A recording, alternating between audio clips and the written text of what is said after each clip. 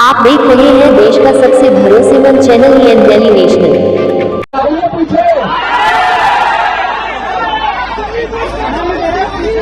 मैं सोनम वांगचुक जी को सलाम करता हूं,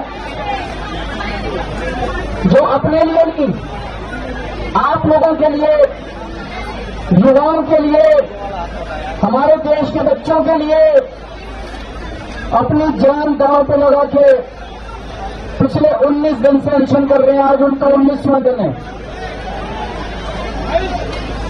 हमारे देश में ऐसे बहुत सारे टीचर्स हैं जो पेपर लीक हुए, पेपरों में धांधली हुई, उन लोगों ने अपने शहर से आवाज उठाई, उनको गिरफ्तार कर लिया गया, उनको तरह तरह से टॉर्चर किया गया, उनके खिलाफ एफआईआर की गई। उन सब लोगों को मैं सलाम करता हूं।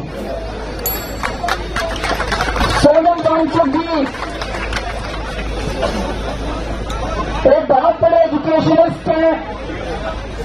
लद्दाख के लिए, देश के लिए उन्होंने पहले भी कई बार एक्शन किए। जिस तरह से उन्होंने देश के लिए आज अपनी जान दांव पे लगाई हुई है, उन्हें मैं सलाम करता हूं। दोस्तों, जितने कॉम्पिटिटिव एग्जाम होते हैं, आपका फोन आ रहा है, मुझे पता है। जब कॉम्पिटिटिव एग्जाम बच्चा देने जाता है, वो कोई एग्जाम नहीं होता, वो उसके लिए एक सपना होता है। वो एग्जामिनेशन हॉल में घुसता है, उसे एक विश्वास होता है कि मैं अपनी मेहनत और अपने इंटेलिजेंस के बल पर अपना भविष्य बनाऊंगा। मैंने भी आईआईटी के पेपर दिए थे। आईआईटी के पेपर में सक्सेसफुल होकर मैं आईआईटी गया था, लेकिन उन दिनों में पेपर लीक नहीं होते थे। मैं सोच रहा था अगर पेपर लीक हो रहे हो तो उन दिनों में हो सकता है मेरा आईआईटी देने का कॉन्फिडेंस ही नहीं बनता। मेरे दोनों बच्चे आईआईटी से हैं,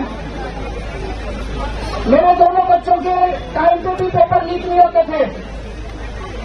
लेकिन आजकल जिस तरह से पेपर लीक होने लगे पिछले कुछ सालों से, वो जो कॉन्फिडेंस है बच्चे का कि अगर मैं मेहनत करूंगा, अगर बच्चा इंटेलिजेंट है तो मैं अमीरों के बच्चों को भी पीछे छोड़ दूंगा, आज वो कॉन्फिडेंस लेवल खड़ा नहीं लगा है।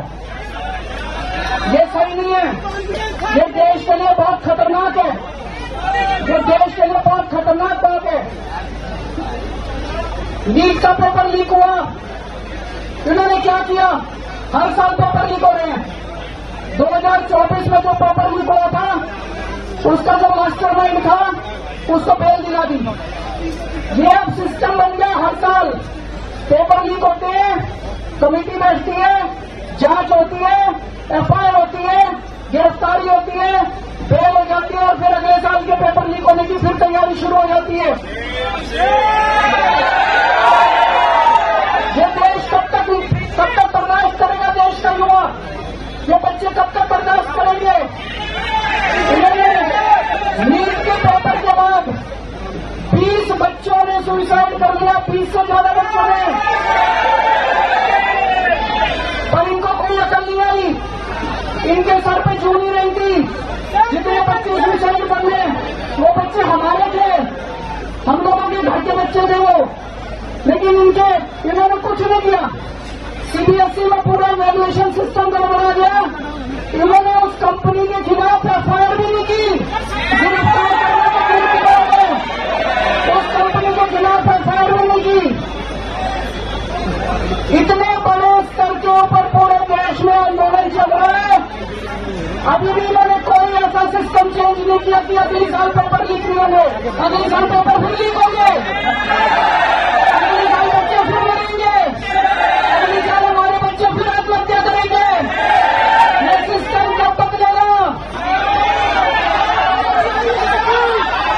इस सिस्टम को बदलना पड़ेगा। आज जब मैं यहाँ आ रहा था, मैं यही सोच रहा था, यही जंतर मंतर था। 4 अप्रैल 2011 का दिन था। यहाँ पे अन्ना हजारे बैठे हुए थे, यहाँ पे सामने अन्ना हजारे जी बैठे होंगे, उस वक्त की सरकार को भी बड़ा अहंकार था। 3 साल के बाद वो सरकार नहीं बची, अपने अहंकार की वजह से डूब गई। आज 2026 है, मैं इन लोगों को कहना चाहता हूं, युवाओं की बात सुन लो, कॉकरोच आंदोलन की बात सुन लो, सोनम वांगचुक की बात सुन लो, नहीं तो आज से 3 साल बाद आपका भी वही हश्र होगा जो 2014 ये भी अभी अहंकार में डूबे हुए बहुत ज्यादा, इनको भी अकल नहीं आ रही, ये भी बहुत ज्यादा अहंकार में डूबे हुए हैं। अंत में एक प्रपोजल देना चाहता हूं, आप लोगों से सहमति चाहता हूं। मैं मेरे कंधे पे क्यों वजन दे रहे धर्मेंद्र प्रधान को तो इस्तीफा देना चाहिए, लेकिन शैलेंद्र बांसुर को देश का एजुकेशन मिनिस्टर बनाना चाहिए।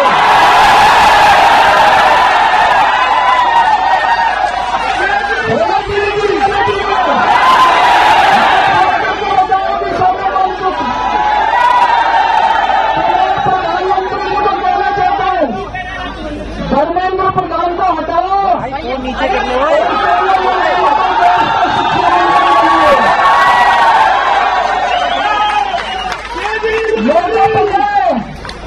प्रधानमंत्री की सुनने वाले नहीं है, प्रधानमंत्री की करेंगे नहीं है, क्यों नहीं करेंगे?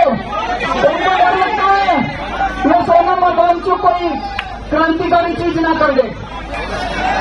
और दोस्तों, मैं आपसे पूछना चाहता हूं, आज जितनी शिक्षा व्यवस्था सड़ गई है, जितनी खराब हो गई है, उसमें हमें क्रांतिकारी कदम ही चाहिए। बिना क्रांति के शिक्षा व्यवस्था ठीक नहीं होने वाली।